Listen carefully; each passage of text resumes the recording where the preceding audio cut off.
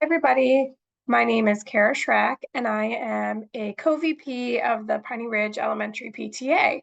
So I just wanted to take about 5 minutes of your time to discuss some of the role of the room parent. And ultimately, our goal is to make sure that our families across the school have a very consistent and positive experience with room parents. So first thing out of the gate, I just wanted to say is just a thank you for volunteering your time. We have switched things up a little bit this year. As a co-VP, I am going to be your point person for this year. We are kind of spreading volunteers in other areas, and it's just going to be something that this role takes on as we move forward. So thank you so much for all of your time and for all that you will do for our families this year. Just for our new folks, just as a reminder of what the room parent is, it really is a role that serves as a liaison between the families and the teachers.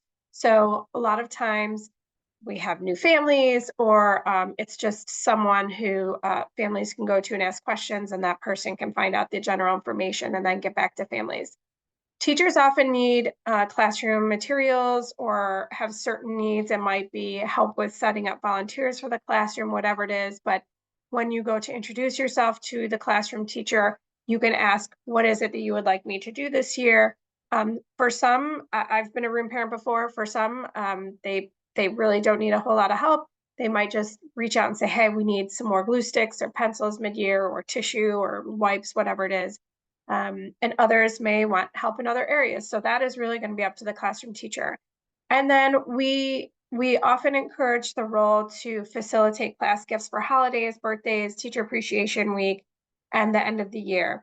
I would also suggest if you have classrooms that partner or kids evenly switch, you can often pair up with that other room parent and work together if you'd like to do that. I've had to do that before, and we've just paired up and covered both classes at the same time. And so sometimes that's something nice you can do, but it really is up to you how you would like to take on this role.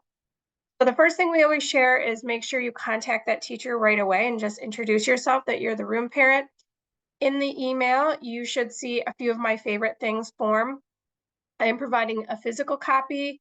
I am also providing the Google form if you would like that, and then I can send it back to you. If that's what you're interested in, just reach out and let me know.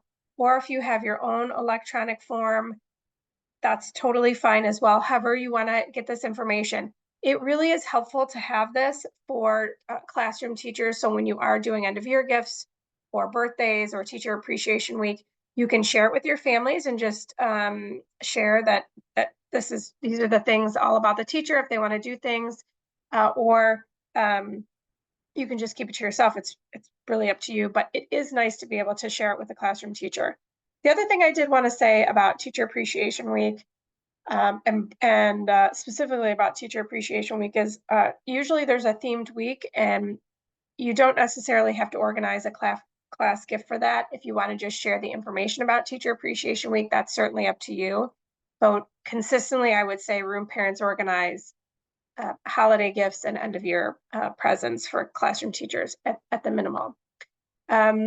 There's a flyer that you'll want to make copies of, and you can send it in and the teacher can distribute that. It will have information to return. They will trim the bottom half of the paper and send it in. You can create a distribution list from there, and then some parents or some classroom parents will create a Facebook group. You do not have to do that. Please do not feel the pressure. We're all really busy, but some people like to do that. It is a nice way to easily share things really quickly versus emails. So there are some pros and cons to that. Things like the field day schedule, sometimes you can just take a screenshot and put it up there. I've done that in the past. That tends to be really appreciated by families, but if you don't have the time, please don't worry about that. A couple of don'ts, shall I say. I'm just going to move myself here. One is we are not permitted to ask the teacher for family contact information. That is personally identifiable information. Teachers are not allowed to share that with room parents. So instead, what you'll do is you'll send the paper home and you will ask for that information just directly to the parents. If they want to share it, they will. You can send home another reminder if you would like, but you may not get all the families to respond to that. And sometimes that's just kind of what we have to work with.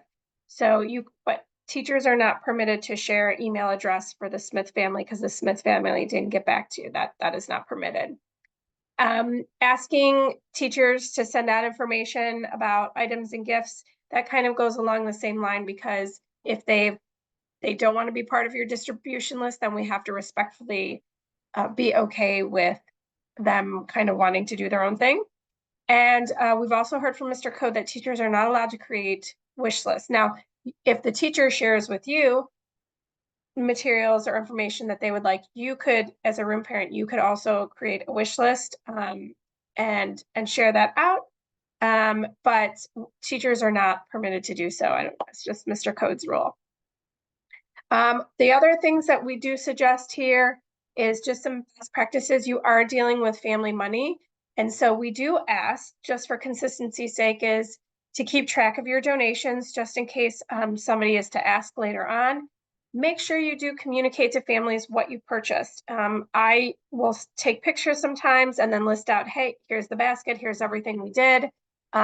Teacher loved it. We do not want to have funds collected up front for the whole year, and then have like a pot of money that's used throughout the year. We've had some complications with that, so we ask that that is not done. And instead, when it comes time for holiday gift or end of year gift, money is collected at that time. Notice for our veterans that I didn't share about class baskets for this year for Spring Fling. We are switching that up a little bit, and there'll be other opportunities. We're doing a readathon as a midwinter fundraiser, and we may have other items that are raffled or community items that are donated that might be raffled, but we're not going to do the class baskets anymore. And we'll probably be talking a little bit more about that at our meetings if you want to stop on in and learn about that. But we are not going to have room parents do that this year. And that is it. So as I said, thank you so much for your time and volunteering. Do not hesitate to reach out. In the email, I'm also sharing the full list of all the room parents so that you can communicate with your partner teacher if you're in certain grades. What else is in there? The All About Me form, just a class roster sheet. So there's lots of resources in the email that you can utilize for yourself. And like I said, if you have any questions or concerns, please do not hesitate to reach out, and thank you again for your help.